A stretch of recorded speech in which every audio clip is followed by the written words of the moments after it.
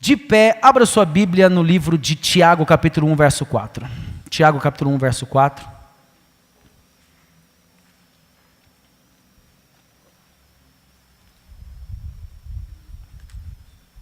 Isso, deve ter encontrado o texto, está quase achando. Quero lembrar vocês que a nossa igreja já há algum tempo, ela tem um serviço de psicologia aqui na igreja. Por um preço muito, muito mais dentro da realidade de muitas pessoas, que talvez não possam ter um tratamento psicoterapêutico apropriado. E nós aqui na igreja oferecemos isso, tá ok? O valor com certeza vai estar dentro da realidade de muitas pessoas, tá? E a doutora Márcia, que é membro aqui da igreja, ela atende aqui no consultório aqui do lado, que foi montado para ela, especialmente para ela trabalhar, para ela atender as pessoas ali. Você talvez conhece alguém. Puxa, alguém precisa de um atendimento.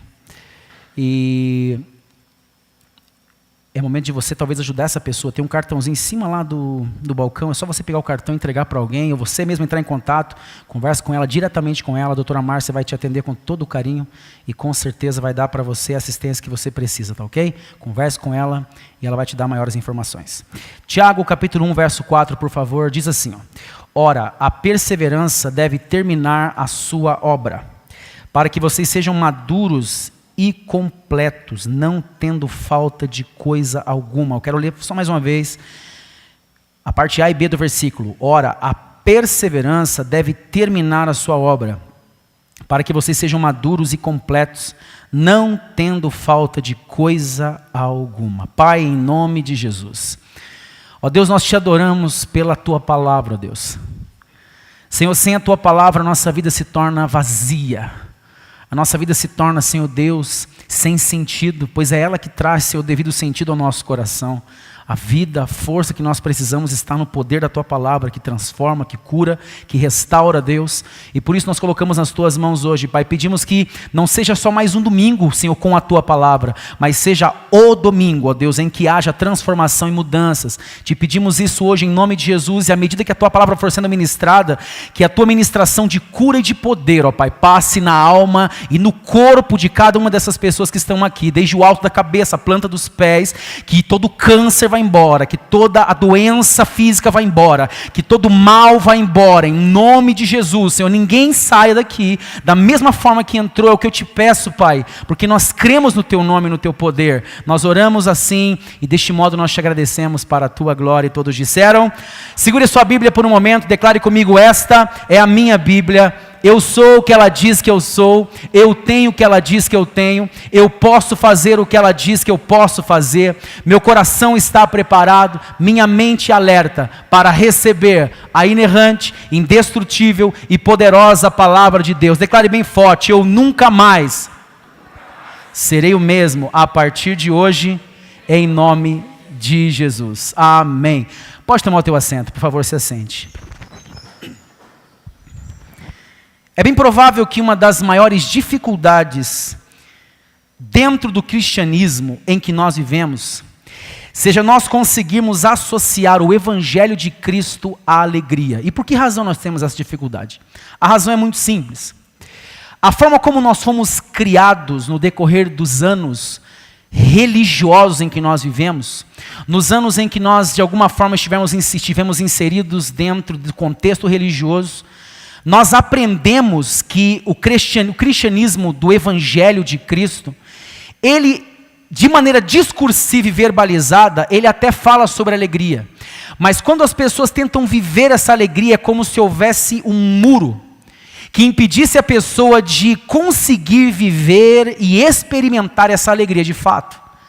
Conseguir viver a profundidade dessa alegria, do qual Jesus mesmo falou, e daqui a pouquinho já vou mostrar o texto em que Jesus deixou isso muito claro.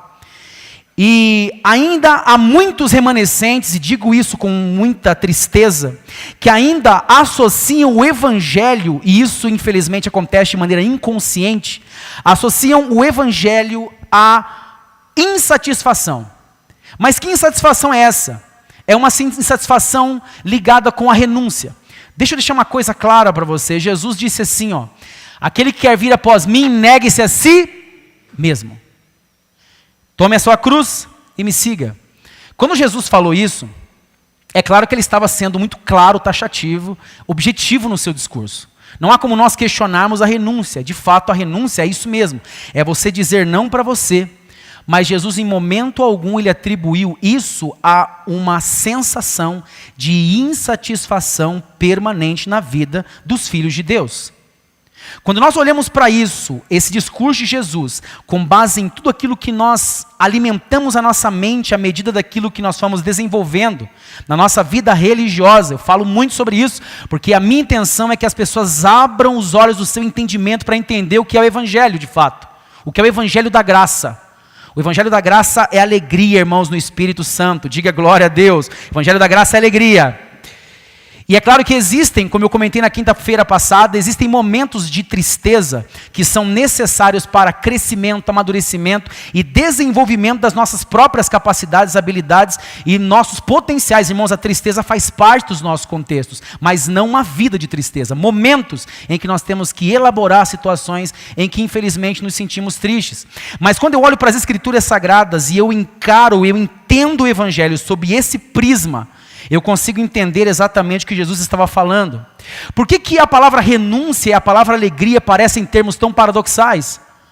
Por que é tão complicado a gente conseguir entender que a renúncia também, ela, na verdade, é nada mais, nada menos do que o sinônimo de liberdade? A renúncia para nós mesmos é sinônimo de nós nos desprendermos da escravização que o nosso eu tenta nos manter. Pare para você pensar quantos anos da sua vida você talvez não foi preso em alguma área da sua vida por ainda continuar dizendo sim para os desejos inerentes ao teu eu. Os desejos errôneos, equivocados, que são inerentes ou fazem parte do teu eu. Pare para você pensar. Quando Jesus fala a respeito de renúncia, Jesus não está falando a respeito de um aprisionamento mental, a respeito de uma lavagem que se faça coletiva ou individualmente. Não, ele não está falando isso. A renúncia é você entender que você não tem a capacidade de viver a vida sozinho, que você precisa dele, que você precisa de Deus. Que se você tentar caminhar do jeito que você está indo, ainda colocando como foco os seus potenciais de força para conseguir solucionar os teus próprios problemas e viver a tua vida da maneira que você acredita ser melhor, você ainda está profundamente equivocado e o resultado direto disso vai ser muita tristeza. Quanto mais nós tentamos viver a vida do nosso jeito, mais triste nós nos tornamos. Quanto mais nós tentamos resolver a vida da nossa maneira, mais triste nós vamos ficando. Na carta de Paulo aos Romanos, no capítulo 14, versículo 7, eu amo esse texto, porque a carta aos Romanos, irmãos, eu quero abrir um parênteses aqui, já vou fechar. A carta aos Romanos é a carta, segundo alguns teólogos, a carta mais libertadora que existe para a mente de uma pessoa que foi presa pela religião durante anos. É a carta mais libertadora. Pela seguinte razão, um exemplo disso é Martinho Lutero. Martinho Lutero, que foi o precursor da grande reforma protestante por volta de 1500, ele foi, os olhos do seu entendimento, melhor dizendo, foram abertos lendo a carta de Paulo aos Romanos. Quando ele leu a carta de Paulo aos Romanos, irmãos, eu estimulo, aliás, outra palavra, agora me fugiu a palavra, eu aconselho você a ser estimulado a ler este livro em nome de Jesus. Ler o livro de Romanos e entender o que Paulo fala sobre a graça ali. O que Paulo elabora a respeito da graça realmente. E quando nós chegamos no capítulo de número 14, no verso 17, Paulo ele abre a cortina de uma possibilidade tremenda, falando sobre o que realmente o reino de Deus representa. O que é o reino de Deus? Ele diz assim, o reino de Deus não é comida nem bebida, mas... Só estou eu aqui, mais umas 6 pessoas. Vamos lá. Diga assim comigo, o reino de Deus. Coloca um sorriso em teus lábios e diga, o reino de Deus é justiça. Diga, é paz e alegria no Espírito Santo. Isso é o reino de Deus. Quando ele dá essas 3 características ao reino de Deus, ele coloca um ponto final. Porque isso é o reino de Deus.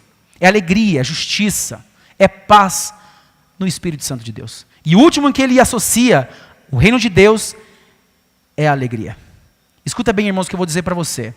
Você não foi criado para ser escravo de circunstância alguma. Você não foi criado para isso. Você foi criado por Deus para desfrutar uma paz que excede todo o entendimento e te mantém bem, mesmo em meio às circunstâncias mais terríveis da vida. E te mantém conseguindo passar, mesmo em meio às situações mais adversas que a vida pode trazer. E diga-se de passagem, irmãos, a vida nos prega cada peça e passamos por cada situação que nós não entendemos, queremos entender, mas não conseguimos. E à medida que vamos vivendo, vamos percebendo que mesmo em meio às situações mais difíceis, o arquiteto do universo, ele continua à frente da nossa vida e nos amando da mesma forma e cuidando de cada detalhe mínimo da nossa existência. É nisso que eu creio, irmãos, e é isso que você precisa acreditar. Deus, ele continua cuidando de tudo para você. A questão é que nós queremos tudo muito pronto e muito rápido. E as coisas com Deus não acontecem de maneira pronta e rápida. Deus, ele tem uma maneira de ver a vida diferente da nossa. Desde adolescente nós cantávamos a canção Quero ser mais como tu, ver a vida como tu, vem encher-me do Espírito e mostrarei ao mundo o teu amor. Você já percebeu a profundidade dessa oração? Se você nunca percebeu, pare para você analisar. Essa canção foi escrita por Mark Sweet, um mexicano, ministro de louvor, mexicano ou porto-riquenho, não me lembro bem agora, mas um ministro de louvor, alguém falou? Boliviano, obrigado. Meu Deus, eu errei os dois ainda. Boliviano, obrigado. Tem gente mais bem informada sobre a galera da música aí. E Mark Sweet, um homem de Deus, escreveu essa canção muitos anos atrás, na década de 90. Quero ver a vida como tu, vem encher-me do Espírito para que eu possa mostrar ao mundo o teu amor. Irmãos, como é que eu consigo ver a vida sob a perspectiva de uma pessoa? Isso aqui é importantíssimo. Como é que eu consigo ver a vida sob a sua perspectiva, talvez não na sua totalidade, mas parte dela pelo menos, similar à sua perspectiva de visão da vida, se eu não ando com você? Não tem como. A única maneira de eu conseguir ver a vida como Deus a vê é quando eu andar com Ele. Quando eu tiver compromisso e andar com Deus, você começa gradualmente a enxergar a vida de uma forma diferente. Você vai enxergar o problema de uma forma diferente. Você vai enxergar os defeitos alheios de uma forma diferente, o que vai fazer ou te ajudar a fazer com que você não julgue as pessoas pela aparência. Jesus deixou muito claro no capítulo número 8 de João, dizendo assim, vocês julgam pelas aparências, vocês julgam conforme os preceitos e padrões humanos. Ele disse isso aos fariseus no capítulo 8 de João, e ele termina dizendo assim, eu a ninguém julgo. Se Jesus estando aqui, irmãos, disse eu a ninguém julgo, quanto mais eu e você. Quando nós paramos para analisar os parâmetros de análise de Deus sobre a vida, nem espaço para julgamento nós temos. Você já tem muito problema talvez na tua vida, para você talvez cuidar da vida de outra pessoa. É por isso que o julgamento sobre outras pessoas é uma coisa totalmente fora de lógica. É por isso que quando nós tentamos viver a vida de outra pessoa a partir dos erros dela, de um juízo que nós criamos a respeito dela, nós não crescemos e travamos a nossa vida. Porque nós temos que entender, irmãos, que cada um tem a sua realidade e cada um vai prestar conta de si mesmo. O Evangelho é assim. Eu vivo uma vida bem com Deus e eu não preciso me preocupar se as pessoas estão tomando decisões erradas. Cada um vai prestar conta de si mesmo. Qual que é a minha tarefa, irmãos? Amar ao outro, como eu amo a mim mesmo. Será que eu gostaria que alguém falasse mal de mim? Não. Então eu não vou falar mal de ninguém. Será que eu gostaria que alguém colocasse o meu nome na praça como uma pessoa de mau caráter? Por mais que de repente essa pessoa fosse realmente. Mas quando você se coloca no lugar dela e você começa a analisar sobre essa perspectiva, sobre um prisma mais sensível, você começa a entender que o que você não quer para você, você não deve querer para o outro. E é sobre isso que Jesus falou, e essa é a suma do Evangelho de Cristo, irmãos. Não há muito o que discutir sobre isso. Agora, voltando aqui ao nosso raciocínio, eu tenho duas considerações importantes para fazer para você. O que nós vamos tratar aqui agora no primeiro ponto tem tudo a ver com o versículo número 4, capítulo 1 do texto de Tiago, e o tema desta mensagem é nascido para ser pleno. A palavra pleno é completo, íntegro em todas as áreas. É você ser bem resolvido em si mesmo. Não é qualquer coisa que te atinge. Isso, irmãos, é ser pleno. Nenhum de nós que está aqui, longe de nós, a perfeição. Porque estaríamos decretando uma vaidade nossa dentro daquilo que nós consideraríamos a perfeição em nós mesmos. E já estaríamos errados. A vaidade é uma coisa tão perniciosa que nós corremos o risco de nos gabar da nossa própria humildade. Pare para você pensar. Corremos o risco de nos gabar e nos gloriar de nossa própria humildade, o que se torna totalmente contrassensual. É errado, não tem lógica alguma. Mas quando eu olho para o texto aqui que nós lemos, e a base dessa mensagem, irmãos, o primeiro ponto que eu quero que você entenda é esse: vá até o fim na sua perseverança.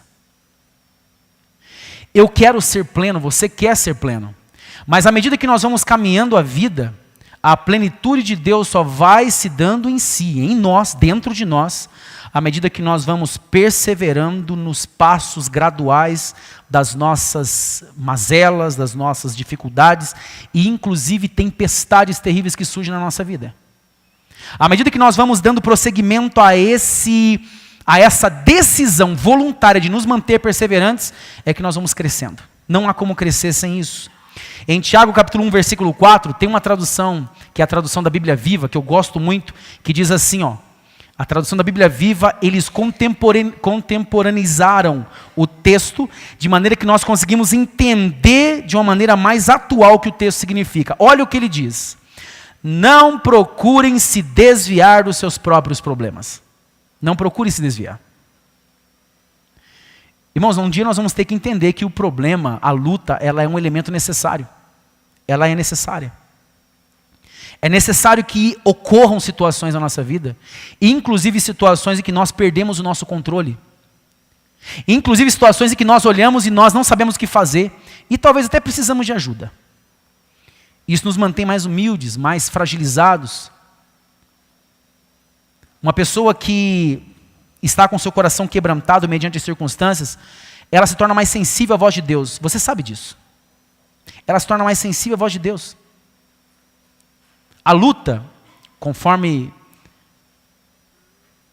David Wilkerson escreveu em seu livro, David Wilkerson Exorta a Igreja, o nome do livro é esse, David Wilkerson Exorta a Igreja.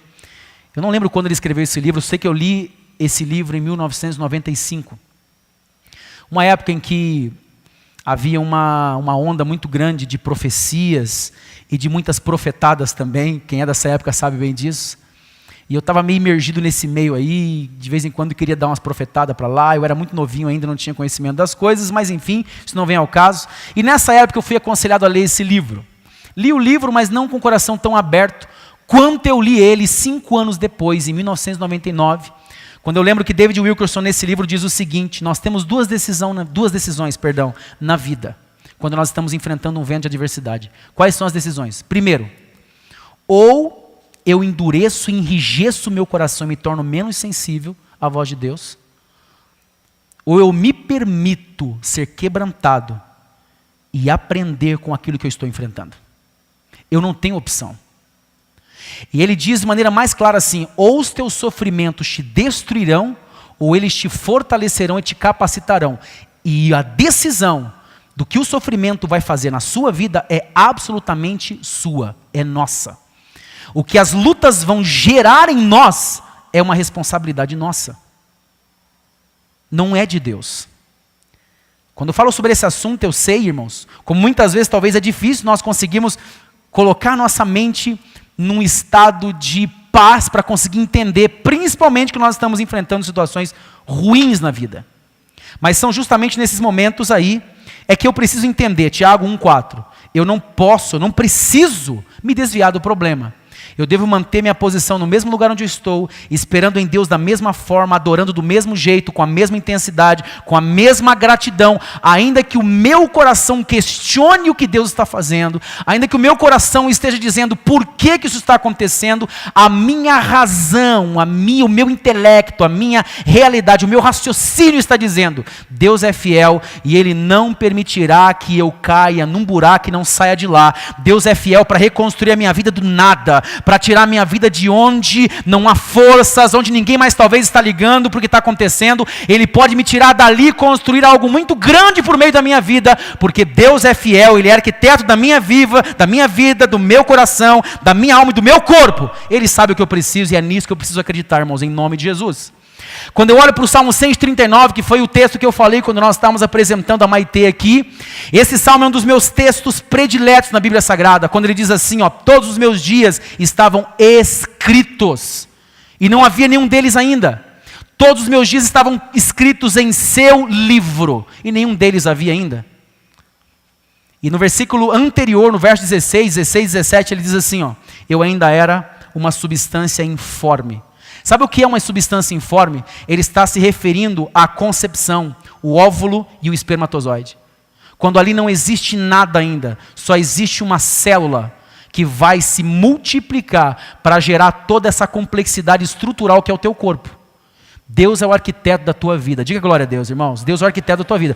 Ele fez você perfeito. Quando Deus criou você, Ele tinha em mente o tamanho do teu nariz, das tuas orelhas, do teu corpo, a cor da tua pele. Ele tinha tudo isso em mente. Não importa o que, de alguma forma, o contexto social tente criar, provocar, trazer, para desmerecer o que você é ou deixe de ser. Foi Deus quem te criou assim, e é assim que Ele quer usar a tua vida, em nome do Senhor Jesus. E digo mais, Ele vai usar desde que você abra o teu coração e deixe Deus fazer da tua vida o que Ele realmente quer, em nome de Jesus. Quantos creem nisso, irmãos? Pode dizer glória a Deus ou não?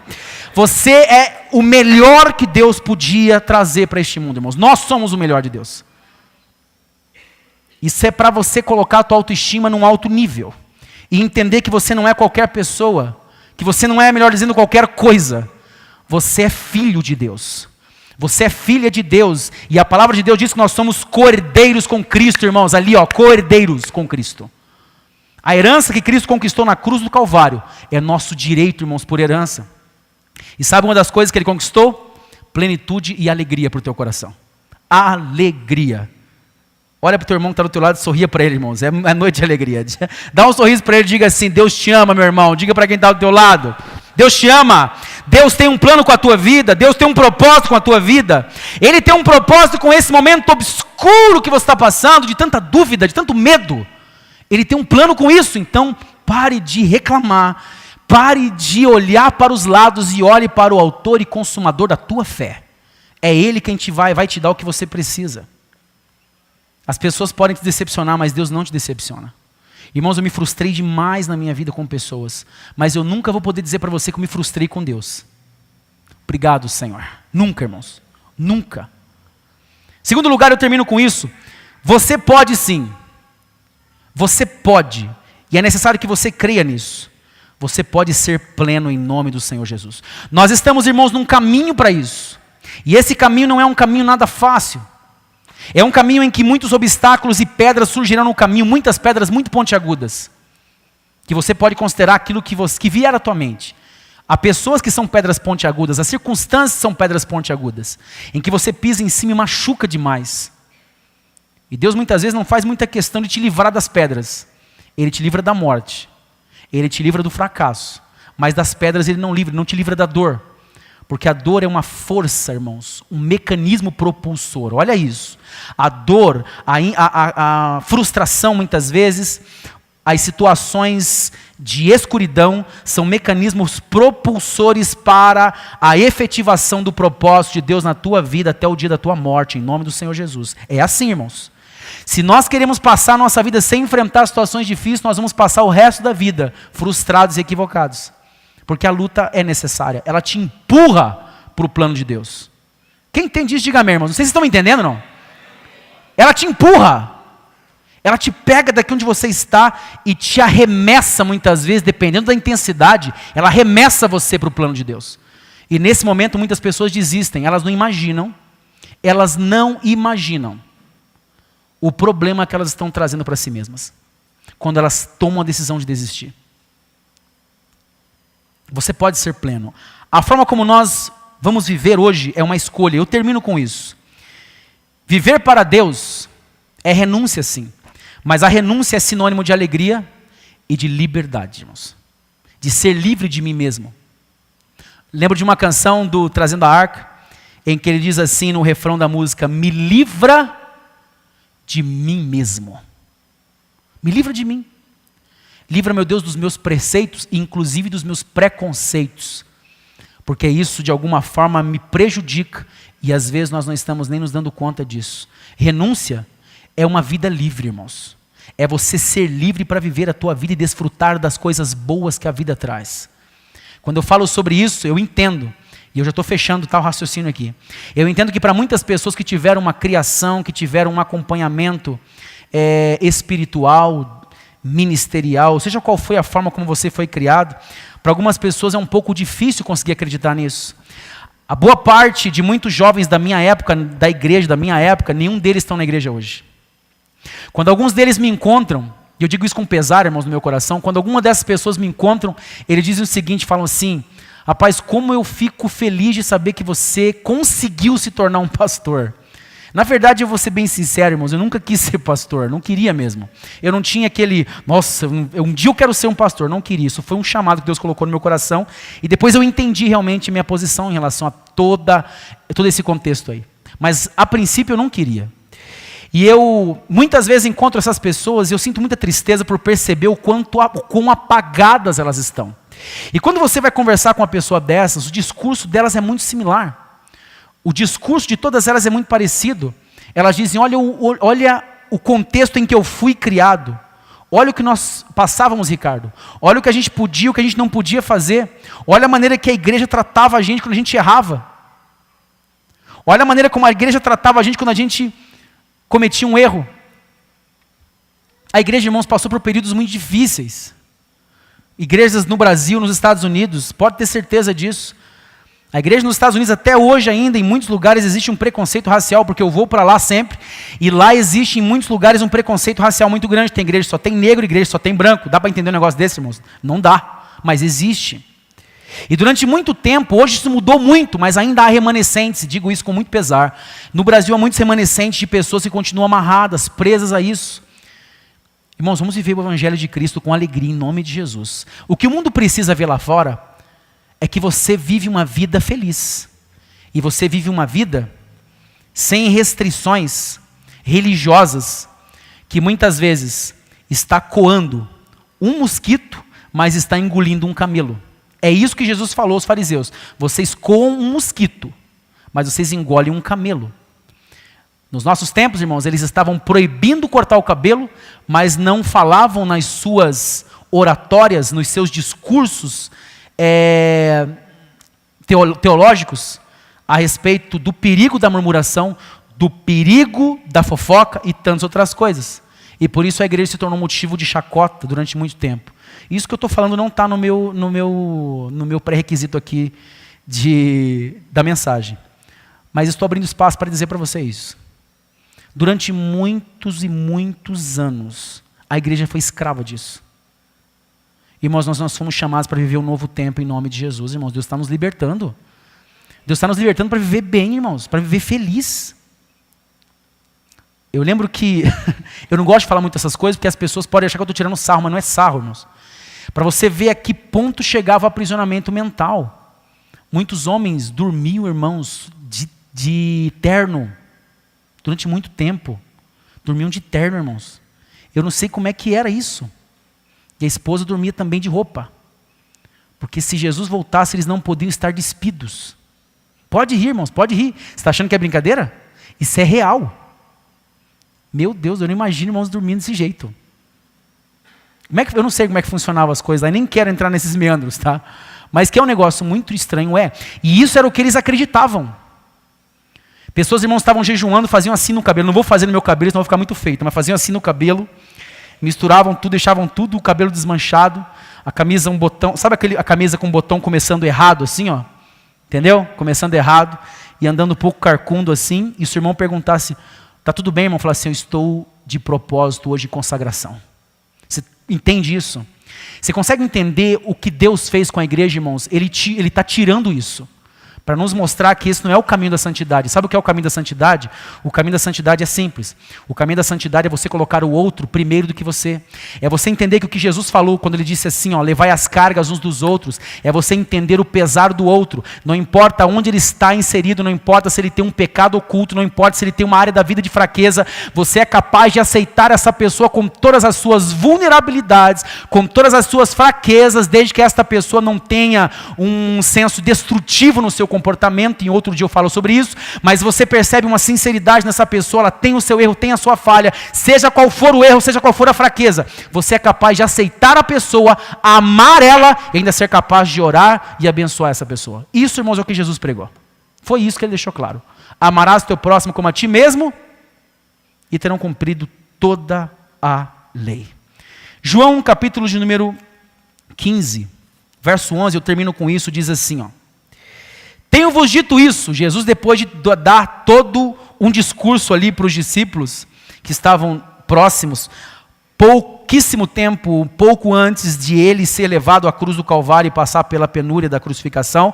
No versículo 11 ele diz assim, ó, tenho-vos dito, capítulo 15 de João, tenho-vos dito isso para que a minha alegria esteja em vocês e a vossa alegria seja completa. E se você analisar todo o capítulo 15, o que Jesus mais trata é isso. Eu vos amei, e da mesma forma eu espero que vocês amem outras pessoas. Você quer ter razão, você quer ser feliz. O que você quer, Sandra? Eu quero ser feliz. Isso acontece no casamento, acontece na nossa vida profissional, acontece na vida ministerial, porque nem sempre eu vou ter razão.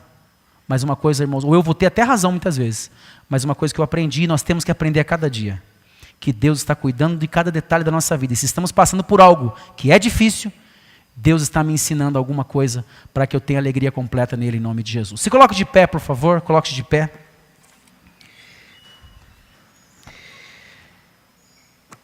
Você pode colocar a mão na altura do teu coração. Meu Deus, em nome de Jesus, eu te agradeço, Pai. Muito obrigado, Senhor. Obrigado, meu Deus, por essa noite, pelas canções, ó Deus, que pudemos cantar aqui. Obrigado, meu Deus, pela satisfação que temos, ó Deus, de poder te engrandecer, de te adorar e te exaltar. E fazer, ó Deus, o nosso melhor, Senhor. Meu Deus, em nome de Jesus, eu te peço, Pai, que cada uma dessas pessoas que estão aqui, ó Deus, possam desfrutar da alegria que só o Senhor pode dar. Que o Teu Espírito Santo enche os corações, Pai, de uma forma tremenda. Que a Tua presença, Senhor Deus, cure a alma das pessoas que se sentem magoadas.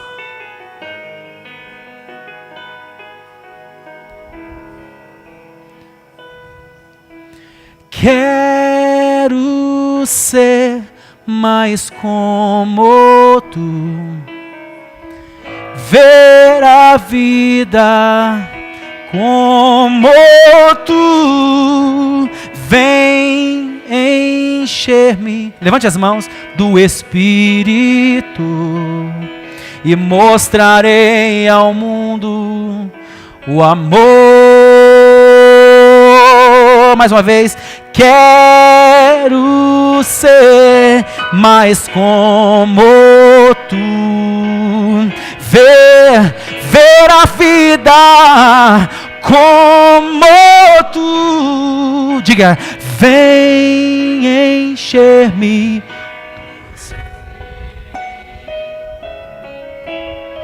Mostrarei ao mundo o amor. E mostrarei ao mundo o amor.